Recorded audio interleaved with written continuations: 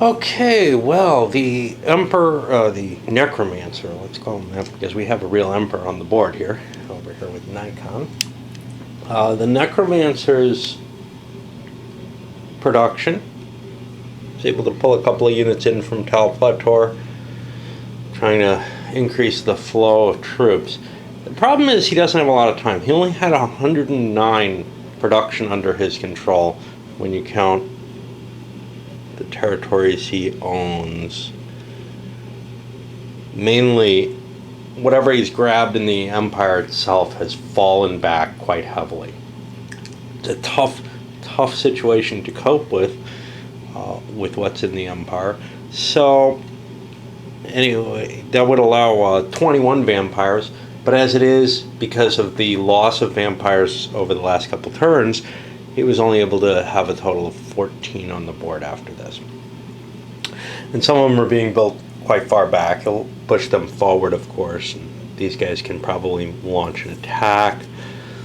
These guys have to find someplace a little safer to run to. It's easy for them to flee, say, north and make an attack up here. Just try to take what he can off the empire, but at 109 he's in a marginal kingdoms victory now. He's not really at the level. I'm wondering how I got to 160. I don't know. That seems impossible.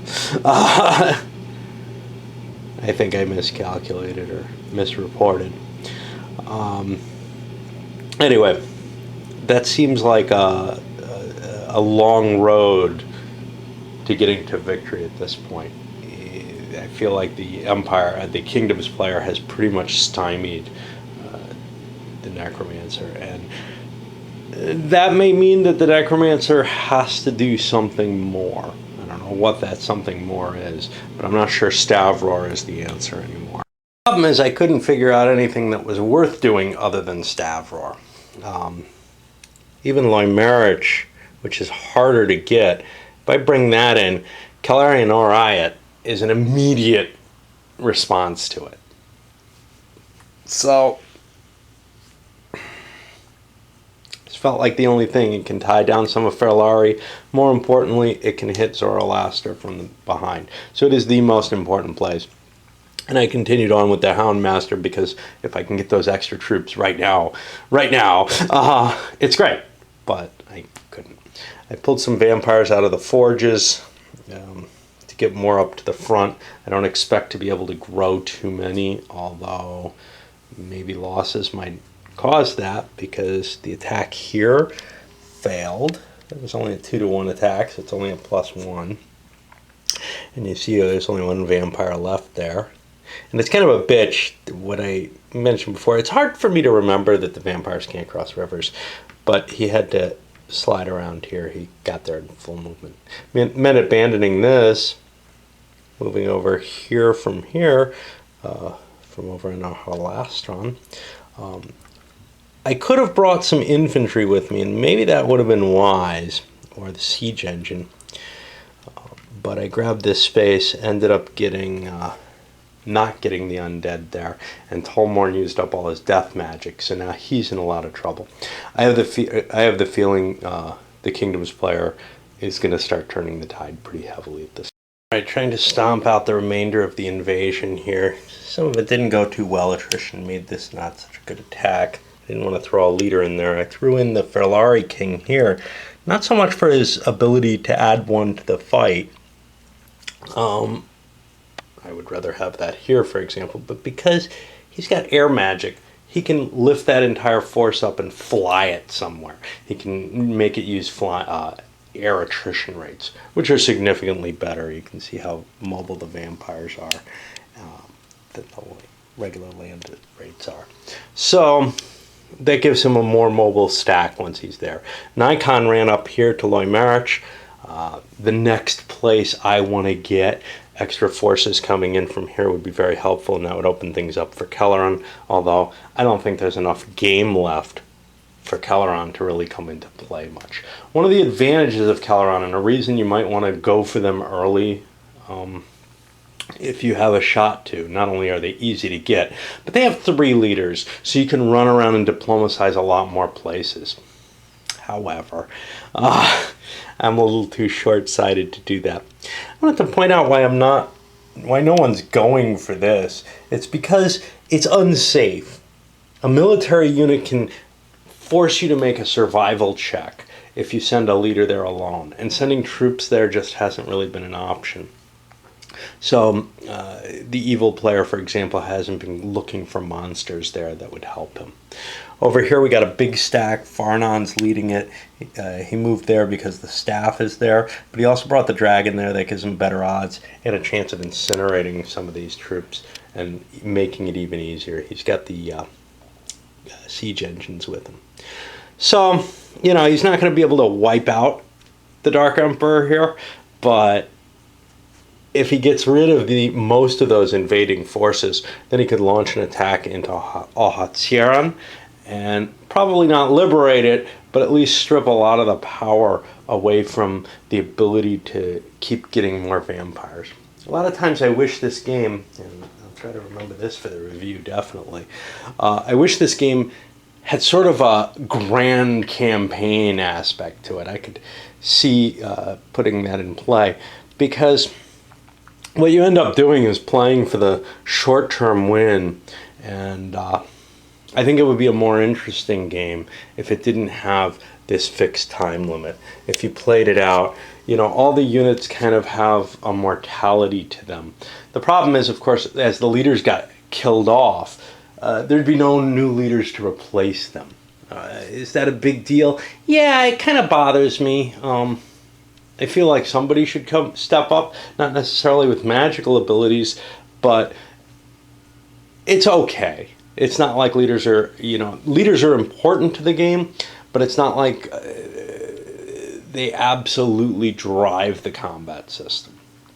So unlike in some games like Europa Universalis, where you absolutely need leaders all the time, I guess it's okay to have them disappearing. It's just, I don't know. I'd kind of like the game to go on to that grand conclusion. I think that grand conclusion, though, would almost always be a Kingdom's victory. The only real question is, how long can the Dark Emperor hold out? Can he get to victory conditions before the end of this period? Because he's not going to have a chance in the long run. I've probably played it out a couple of times. We'll move this forward and put Patty over here with Tolmorn. The reason being that there are magic items there, and Tolmorn doesn't have anything he wants to do prior to moving that he has to be in a particular location. For example, this guy has to be here in order to move these units using his air magic. Did not go too well for the Kingdom player. He succeeded in taking this space back, but he got an exchange. He had a huge bonus, like a +4 bonus on the table. You know, you figure the average puts him into a meaty area where he's going to do a couple of damage. He ended up getting the 5 result, essentially. The 6 isn't too much better, really. But anything above that, he would have been causing damage without any happening to himself, and could have been enough that he could get that Dawn Lantern and the sword and this, that, and the other. And he's already a pretty potent combat leader with the staff at 5. Elsewhere, this ended up a tie. This, of course, succeeded. These poor guys up here, I moved them. We've got some death in the mountains happening. I'm gathering some ships here to try to bring more. I don't think the attack on Tal Plator is really going to get anywhere. I'm not going to be able to knock it out, I'll tell you that much. I might be able to cut its production down when it's got 99 points in saved money. They're going to be able to fund even funneling troops here while they're being attacked, probably. No success over here on Loimarich, which was the big wild card. That could have changed things significantly, I guess. Mainly because that would free up this leader with the sword Loslam, which is a magic sword with some special abilities. Has life magic. I don't have any life magic anymore now that White Hand's dead. All right. Well, that's my alarm telling me I need to start booting up for work. And I guess that's it for the morning. Oh boy. So now we see how far the Necromancer can fall. Only 17 vampires available, maximum. 89 points. He's fallen fast, but it's worse than that. He only could produce 2 new ones over here. The losses he took last turn were significant enough. He was due 9 more due to his holdings, but he didn't have himself set up in the cities. Getting chased out of here and, I don't know, up here, whatever, took away his productive capabilities. And that's one of the things you really have to look out for is, geez, not only did you take losses, but you can't replenish them because you got knocked out of the places where you were. So you got this choice between holding back fields where you're useless and building up your strength. And the more vampires you commit to that, yeah, the more vampires you'll get next turn.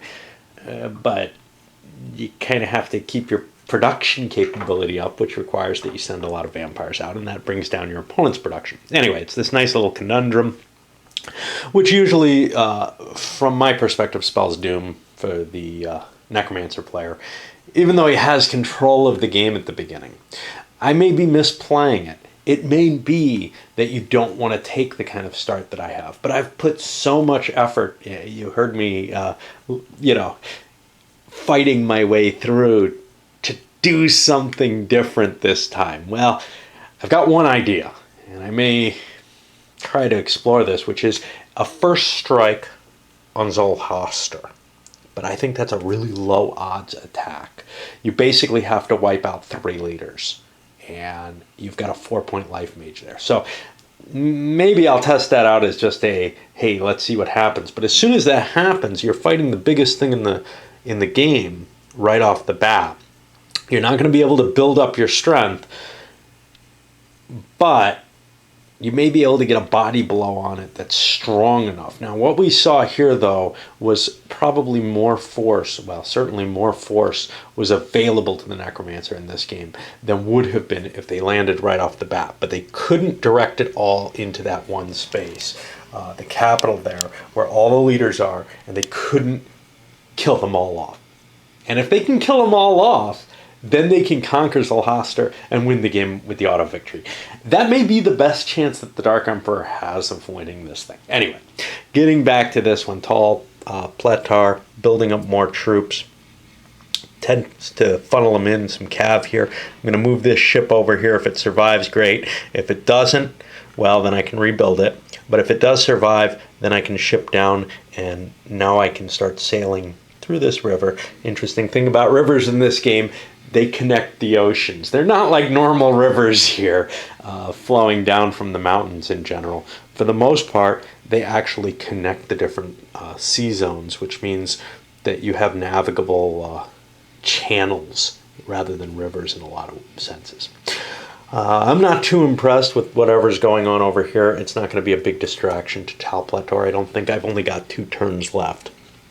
So it's going to be real tough. I don't see how the Dark Emperor can possibly win at this point, but we'll do our best. At the very least, there's this hex I can wipe out. It's going to be hard because these guys have a 5 hero rating, which means it's really tough to kill them. It's easier to kill the beasts using the heroic combat table, but you can only use that on failed diplomacy. You can't do heroic combat on them once they're aligned. So they become something like troops, but I guess you can use the death spell on them. I'm not sure.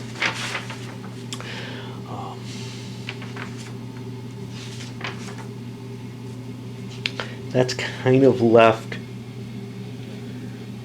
Yeah, the death spell should only work on leaders.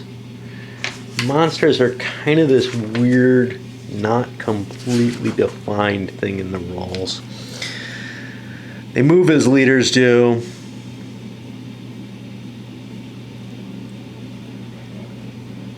They're not affected by any spells of any kind. Yeah. So the only way you can eliminate it is if all other friendly units have been eliminated, so you can't even take it as a loss voluntarily.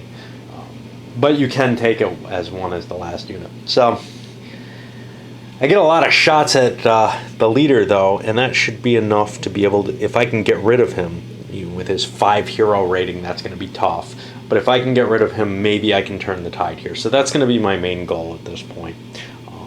Although secondary goals of expansion, try to take away from the base there. There are a lot of legions that were destroyed in the last turn. There's like 4 dead legions. Those are going to all get rebuilt, but they're going to probably be scattered unless I don't manage to take that, and I'm not sure I can. All right. Something of a change of plans in terms of diplomacy, at least. I moved the 2 terror rune guys up here now. Yeah, I wanted to make sure there wasn't a terror rune there, or they'd be getting a bonus every turn to try to convert that. There certainly wouldn't be one here. There's a metal rune. Lost Slum is an anti-death spell. It's not really something that's aligned well with the Necromancer, but Stymied is only a -2. That's only 1 worse than Stavrar. It's not as powerful a territory. You can see Stavrar has like a 75 value, Stymied only has a 16, but it's got powerful little troops, which means since stacking restrictions are so big in this game, I can use a small stack of these units and have a big effect. It's really tough to have Stavrar do much in this game. It's got a big pile of 1-point units, which, a small handful of Imperial troops can pretty much turn around, and Ferlari can pretty much hose it. I'm not seeing much advantage to it at this point without the production capability, the attrition of value that Stavrar would have. So I've moved my focus over there. Is that necessarily the best place? Yeah, I think so. The Scythe is not going to be able to take Ferlari out at this point, but this thing can throw a lot of weight here. The other advantage, Nikon's sitting here. He has to make a heroic check if it converts, because he'll be with enemy troops then, and there's a very good chance he'll die if it converts. So that's very positive. I'm also going to try to kill Farnon here. Now that's going to be tough. He's got the dragon, but a big old stack of units, including a siege engine from here. Swept everything I could in there. Not quite, because there's another stack here. Now I can't get here because of all the rivers around it. They're a pain in the ass for the vampires. There's just no way I could get there in any reasonable fashion. I was coming from, say, here, 1, 2, 3, 4, 5, 6, 7, 8, 9. I'd have to pay attrition for this. 10, 11, 12, 13, 14, 15, 16, 17 hexes, or 17 attrition points. I could have actually made that attack, and maybe I should have, but instead of making the mountain attack, I ended up not paying a lot of attrition for that. Some minor grabbed this, took some attrition taking it, and an attack here. Basically, this is an all-out attempt to try to turn the tide significantly. If I can kill the 2 remaining Imperial leaders, that leaves the kingdoms only with Ferlar. He's not terribly useful. His wind ability is going to give him a lot of mobility, but that's all it really gives him. So I may be able to get control of a good enough hunk of Zoroaster to give me at least a minor victory. Or a draw, maybe. We'll see. What the hell? Let's start doing the attacks. So I've got Patrick Darchoim with the Hero's Sword here to attack Farnon. Now, he's no match, but he's got his death magic. There's no challenge combat or anything like this. There is in the variant. Kind of like Albion there. Okay, so I need a 4 for my first swing. And I get one, but now Farnon survives on anything other than a 6, and that's the problem here. And now I need a 3 to hit him. You can see there's almost no chance. Now a 2. And finally I'll take one last shot, because I have very little chance at this game if I don't kill him, and I don't get that. I've used up Patrick's attacks. Now let's calculate out my strength. I got the siege engine. 2, 3, 4, 5, 6, 7, 8, 9, 10, 11, 12, 13. I've got 16 strength points. Oh, while I was doing that, the dragon's going to fire. doesn't really affect anything. I'm going to be targeting greater vampires where I can. Actually, the siege engine might be the best thing to hit first. Let's try to burn that down. All right, I got a 3. No, 2, no, 1. Okay, so he's out of magic for the turn 2. All right. I can't remember my number. Got 3, 6, 9, 12 here. I did not have 24, but I had more than 12. It's a 1-to-1 attack. Oh, no. 3. Oh, shit. 12, 17. I forgot about the dragon's 5 extra strength points. I'm not sure if I was at 17 or not. It was like 16 or 17. Yeah. 6, 9, 10, 11, 14, 15, 16. I'm just 1 short. And yes, I tried to get more units in from here. Some guys died in nutrition, so it was possible I could get that full strength in. Well, otherwise I maybe would have tried to slip this guy in or something. Okay. Oh, I had a boat here. I could have launched there. So, looks like 1 to 2. That's -1 to my attack right there, right? And Farnon's got 5. I'm only at 3. So that puts me to -3. And -3 is not good at all. I'm not going to win this fight. Probably not going to get destroyed by it. But a -1 total, I take a 3R result, which means I'm going to lose 3 of my units. Take those weak infantry. And a lesser vampire. The infantry are gone forever. And now I've got to retreat from the hex. I don't know where to retreat to. Problem is I have to maintain my stacking after this. 2, 3, 4. Alright, I'll retreat 1 into here. And the rest will flee to here. The river's a better place in terms of survivability, although I've lost this. I'll take care of the rest of the battles. No reason to handle them all rather on camera. But this one was so key I wanted to see. I think it's all over for the Necromancer. The remaining battles, Tolmorn won his battle here, used up all his magic trying to resurrect the 1 unit. Well, that puts us, well, we got some diplomacy to do. First over here, we check for the Serenity Rune. It's only got a 1. This could help. We've already done the requirement to, actually, I think I want him here. We've already checked whether or not I'm overstacked at this point. So I can bring him in with other units. Let's see. The magic doesn't help, and now I need a 10 or more to bring the puppy dogs in, and I don't get that. Up here, I get 3 rolls. Oh, no, more than that. I get like 5 rolls, starting with 3s and 2s. Okay, 3s. 1, 2, got 1. And now 2 more. And these were at 2s and 1s. So I've got a +1. That gives me a net of -1. I need an 11 or more to succeed over there.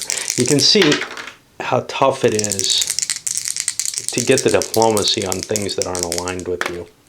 Ooh, that was a success. And that means Loimerich has just gone over to the dark side, which is funny because of the sword Loslam, which we'll have to look up in a moment. But we have to make a check for Keber. And he does not survive. He'd have needed a 1 to do so. So he's been executed. Things changed a little bit. That extra force could be a significant effect. Let's see. I don't think it's enough, not with the vampires as hosed as they are. Let's see what that sword does now that we have it. You know, always look things up after you find out that you own them. Loslam, it counts, it'll kill greater vampires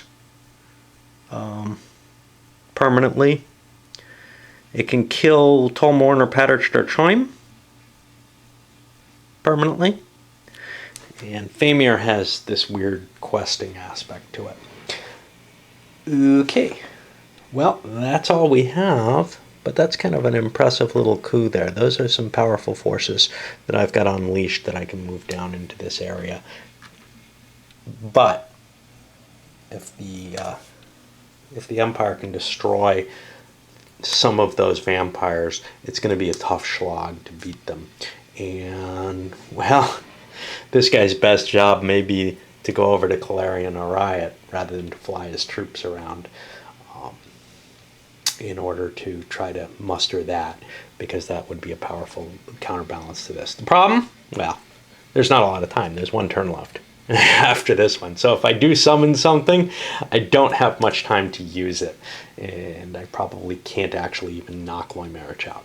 So because of the time limit to the game, I probably will not do that. But if I were playing out the full thing, which I may anyway, but that's the thing. If I were trying to play it out to its inevitable conclusion, and I have this desire to do so, I would send him over to Calarian or Riot. Now, what I may do is say I'm likely to win at least a minor victory on the short-term game, and I'll play for the long-term game that I make up in my head as I go along, right? It's really no different. It's just a matter of, hey, play it out until either the Empire is destroyed or they conquer the world. Or it's obvious that, one or the other is going to happen, right? And the Kingdom's player is also launching a broad range of attacks, moving into Tal Plator here. This doesn't mean much in terms of the short game, but it could mean something if I extend the game longer, and it doesn't really do any harm. Sweeping into areas in the north here. I've got control of this. I moved up here to try to hit Stymied harder. They can only build one replacement unit if I succeed in this battle, and there's a number of leaders I can kill. Unfortunately, their top leader has Loslam, so he's going to be a 3-strength leader. That's going to be tough to cope with. I'm probably not going to win, even though I brought my navy with me. Farnon launched an attack here, and another attack here without a leader against Tolmorn. That's probably not terribly going to do too well either. This could be problematic. The loss of leaders that the Kingdom player has taken has really affected them. But I feel like I have to try to turn the tide here. So, it's funny because whatever side I'm playing, I always look at from a negative viewpoint. Whatever I'm looking at is, the current game, yeah, it's got these negative points. I very seldomly point out the positives. Oh, guess I hope you see them through the playthrough more. But yeah, it's why I'm always on the defensive when I can or whatever. I'm always very careful because I'm always seeing these negatives, and I'm always more discouraged maybe than I should be. The danger, of course, is that I tend to concede games when I think I'm going to lose them, which is why I often play things out solitaire all the way, because sometimes they surprise the hell out of me. Anyway, we got a bunch of battles going on, no diplomacy. Really an attempt to wipe out as much of the Necromancer forces as we can. Let's see how it works out. I moved the dragon up here because I think he'll be more valuable, although he doesn't have any fire breath, which would be hugely valuable. It was an absolutely terrible turn for the Kingdoms. I just was trying to make too many attacks and not careful enough. Repulsed completely here, gone. Here I got pushed out, although I've got control of the city again, essentially, by being next to it. I killed the enemy. Here, pushed out to no good effect. Here, I won the battle, but didn't really gain much, and I had a lot of advantage there. Over here, pushed out again. Just nothing good coming from this, and, well, definitely made some serious mistakes there, I think. All right, on to the last turn of the official game. I think it's pretty likely I'm going to take this further, but I'm playing for the win of the official game.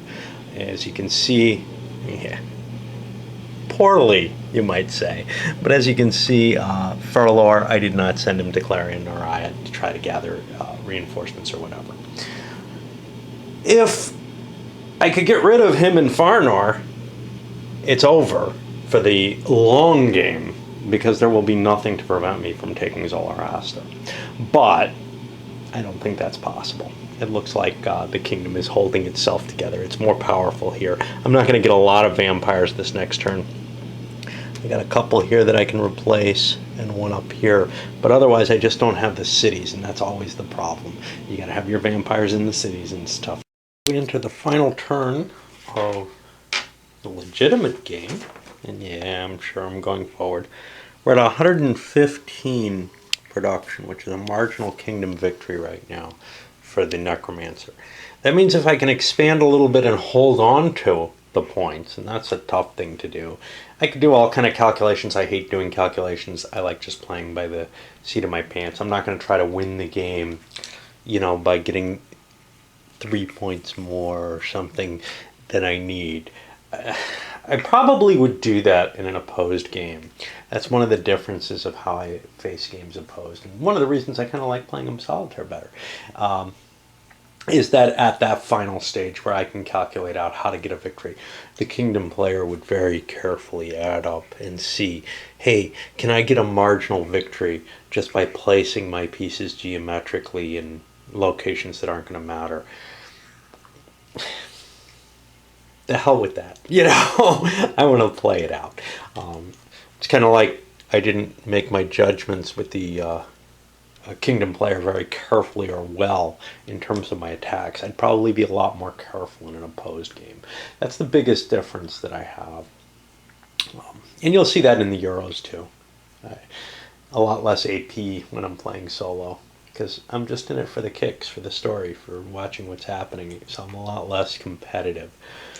It usually turns out okay because both sides are being kind of sloppy. Anyway, in this case, the kingdom would have a final chance to kind of even things out. So there might be a slight balance in difference in balance. But you can see the game is actually fairly closely aligned at this point.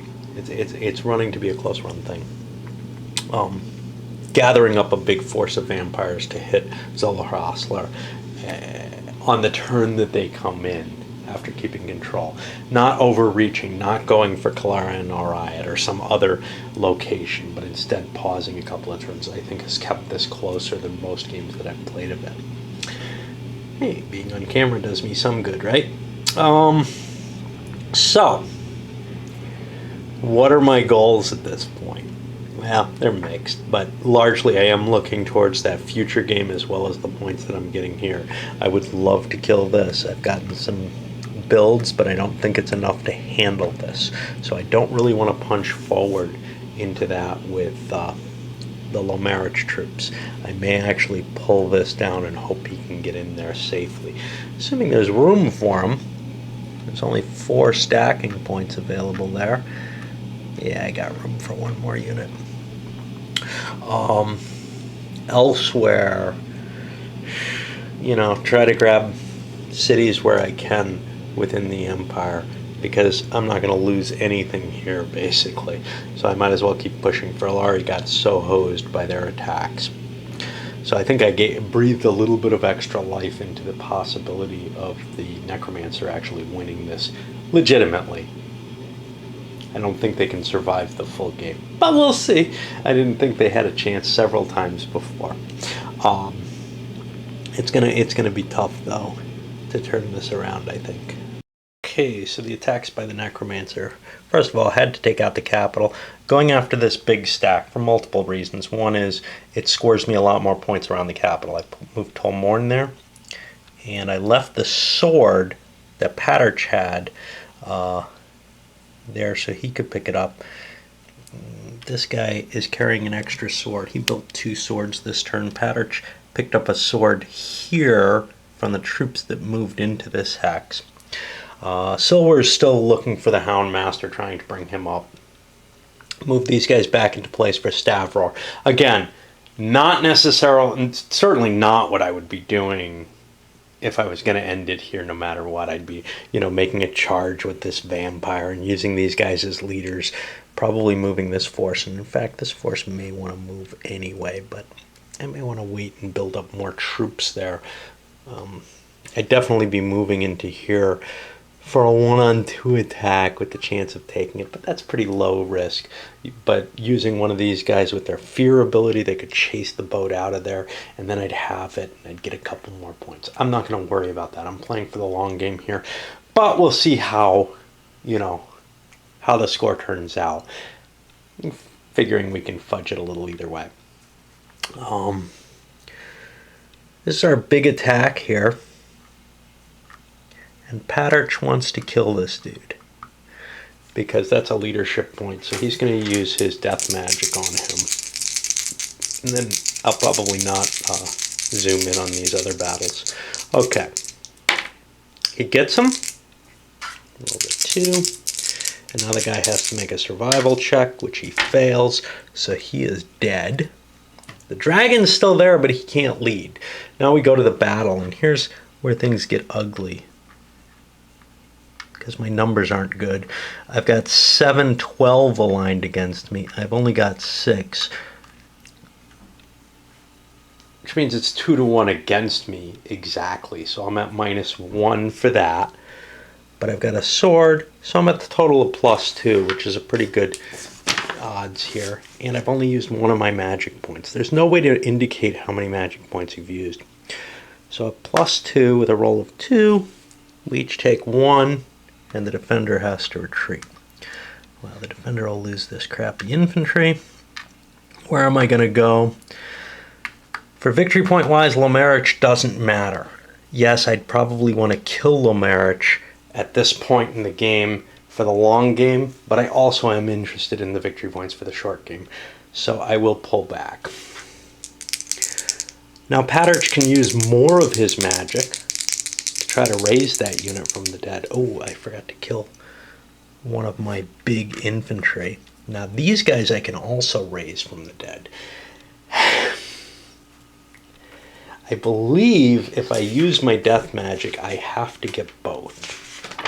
And that's kind of a disadvantage. Because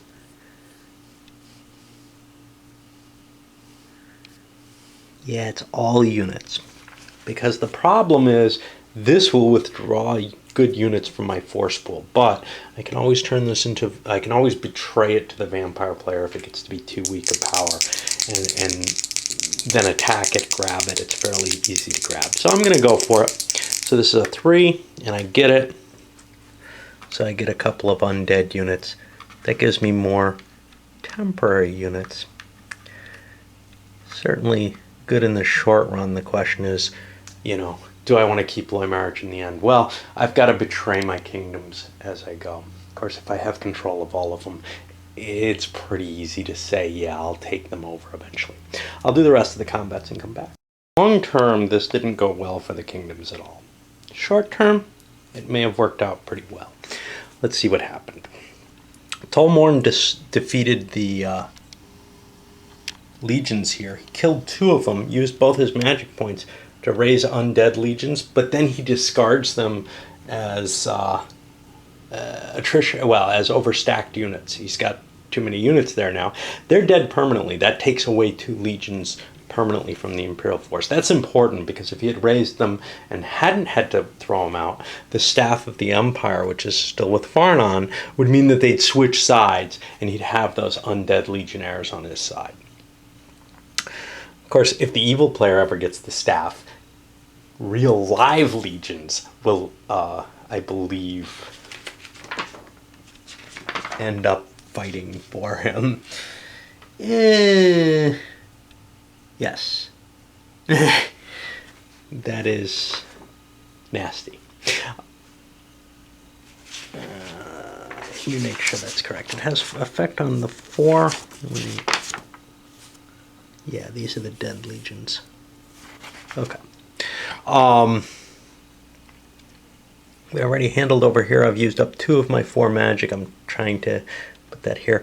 This guy ended up winning the battle, but he lost his only vampire there, his only unit. And so he's really kind of vulnerable. The Empire can, or the Kingdom player can just go in there, have a chance of killing him, stealing the sword, and most importantly, perhaps, for the short-term victory, grabbing this hex, and also getting There's other items. There's other items there, but there's also the siege train, which doesn't get to fight. And I think that's all I did. So we get to go to the kingdom player. Oh yeah. So why is it a bad long-term turn?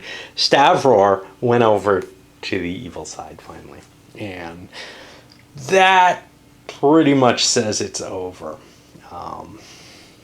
I think basically that added pressure will be enough that with the weakening of Zoroaster or whatever it is, you're going to see the Empire just not able to withstand it. But we'll play it out and see how that works out. But I think the Empire's in a lot of trouble here. Right now they're going to stab for the victory as hard as they can, see what they can take. This is where the points are. I caught myself cheating.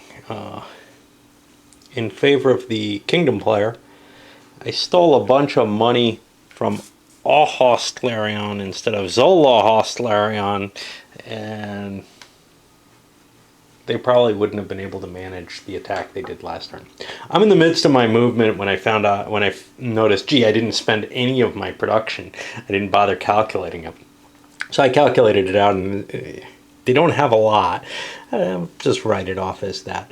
But I've got a big attack here. I've swung through here, managed to kill Passaic. So this is not going to be a guaranteed thing, even in the long term. Remember, Stavro is kind of weak. And I think I've got a pretty good chance of wiping out Tolmorn's stack. And that could be really a problem because I've managed to have my army carry the Sword of Loslam. Now that can kill things permanently, which is a major factor. Losing him there is going to be a big deal for them. I've got the dragon and some cav hitting here. And overall, it looks like I'm going to get most of the Empire back. Not all of it. This is still going to be in play. These are going to, well, one hex is going to go over there. 1 point's going to go over here. But for the most part, it looks like I'm going to drive the Necromancer below his victory conditions. And then I think in the long term, I actually have a shot just because of getting Loslam. Of course, I did cheat. Such is life. I got to do Ferlari's production and figure out what the hell to do with it. Okay, so in the end, Ferlari launched a big naval invasion here. It failed. They were at a -1. They lost 3 units there. Again, trying to play kind of attritional war that's not really working out well for them there. Over here, well, I spread out and got a lot of success, you know, the hit here, etc. So all that's turned over. Here I succeeded and drove Tolmorn back. Now Tolmorn's retreat allowances. He was allowed, I think, to retreat here. And that might have actually been the wise place to go. Because I swung through here. He couldn't go here or here, and these were his most valuable. But here is also valuable. He could have retreated here, and then he'd get a couple extra points over what he had, but this looks worth being in a city where he can produce. So I'm going to retreat him there. My thinking had been, well, I'll cheat the points to him if he needs them. So now it's time to count the points. Now, I've got 100 points built up from Ahosarian, Starkeep, and Lamarche. Those can't be taken away. And the rest is really what else do I have here? 1, 2, I don't get this, I don't get that. 3, 4, 5, 6, 7, 8, 9. So it looks to me like 109 points go over to me. And that's not enough. Remember, 115 was enough to break the marginal. So, for the actual game, it ended up in a marginal kingdom victory. There's a lot of luck in this game, so it's quite possible that, you know, things can swing right from the very beginning. The Necromancer can get crushed right away.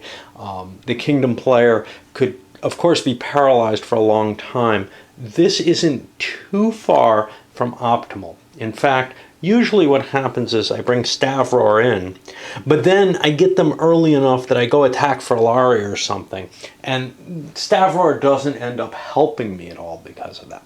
I think the best way to play this as the Necromancer is to do what I did. And if you get away with what I did, and you get Stavroor or whatever other countries, don't attack random things with them.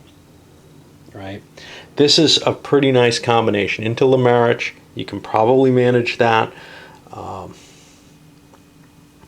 These two, you can definitely manage if you do things safely. And then the question is, well, anything else you get, you want to work towards building up for that final attack on the Empire.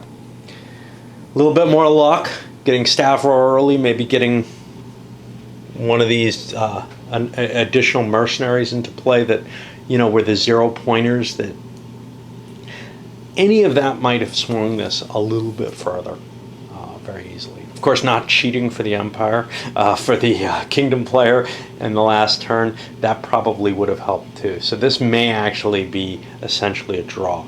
But let's see where it turns out. I'm going to continue with this. I think it's very bad for the Dark Emperor player just because of the sword that's in Farnon's hands. But now the Necromancer has Stavroor, so we'll be able to see that. And Ferlari's kind of wasted its strength. Now I can rebuild, but it's not really a big threat, and I've got a lot of power to throw into against Zorlahasler. I'm not going to say that the game's over when Zorlahasler falls either, though. Not if something else is continuing the fight. Anything else, everything else, whatever. However, you know, if the Dark player, if the Necromancer is in a position where he's knocked this out and there's nothing else on the board anymore, no other leaders, well, then he can shift his strength, wipe Ferlari out, build up his vampires to any strength he likes. There may be a point where I say, okay, the game is clearly a Necromancer victory, and give it up at that point. Or likewise, if the Necromancer is just getting so knocked down, but he can't quite be pinned down because he can find some little place to escape, say Starkeep or something, and drive off whatever little naval power that the kingdoms can manage, because they will never get Stavroor now. Not that there's any boats along this coast. They could recover our Hoslaren, and that'll give them enough navies that they can probably take Starkeep. So I don't know if there's any place that's safe, but you could definitely see a situation where it could end up where it's almost impossible to knock the Necromancer completely out of the game, and I won't want to play there. Or if it's clear that he's going to be wiped out, and I just don't feel like finishing it up. But I do want to see how it goes on further. I've done this a few times. I've never sat down and said, I'm going to just play this till the bloody end as my goal. I've always been in this kind of torn, hey, do I go for the victory at the end of the game turn track? Oh, yes, I do. And then I try to finish it up. Pretty much the same thing I did with, oh, what the hell is it? Some Japanese base thing here. Most Dangerous Time down here. MMP's game. I had a lot of fun playing that. Only played it the one time, but then broke it into made up all kind of new rules to make me able to expand the game further. This one I'm not going to do that. I'm just because there is no historical situation to try to mimic afterwards or anything. So I'm just not going to worry about that. I'm just going to play it out as it goes and see where we get. No guarantees where I'm going to end, but I'll turn this forward. I really do not think the Necromancer has a better attack than the one, not the one that I made, which was cheating because I had to run along the river, but the one here, what is it, you land here, I think?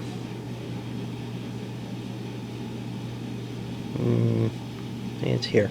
2, 4, 5.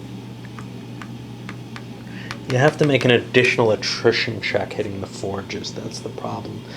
Wherever I landed, I was doing 1, 2, 3, 4, 5. I was using this valley, which is illegal. So I'm not quite sure if there's a way of doing it without getting that additional attrition check. But the key is take out these 2 cities, then you're in position to take this one out. If you kill the leader, then you can move on to Starkeep at your leisure. If you don't kill the leader, like I did, like the position I was in, I had to do an invasion of Starkeep as soon as it was active. But that actually worked out okay too. I got both leaders there, so you know, with those big death runes, you can do quite a bit. But that's the big thing: is the Necromancer has to get control of the game, and he has to keep it out of the Kingdom players' hands. I think. I could be wrong there, but it seems like if you let the Keeper live, Zoller is going to enter the game early, and that's just going to be bad news. It's too powerful, it's too many leaders, too much strength. It might make sense to go for Kalarian Arai first. I've seen that happen sometimes. Usually, if you don't kill the leaders, it's all over for the Necromancer very early. If you do kill the leaders, it turns out to be a fairly balanced game, but maybe an uninteresting one while somebody's sitting around playing for 10 turns with nothing going on. Anyway, we'll move on, and I'll come back to a review when I'm done with whatever foolishness I continue.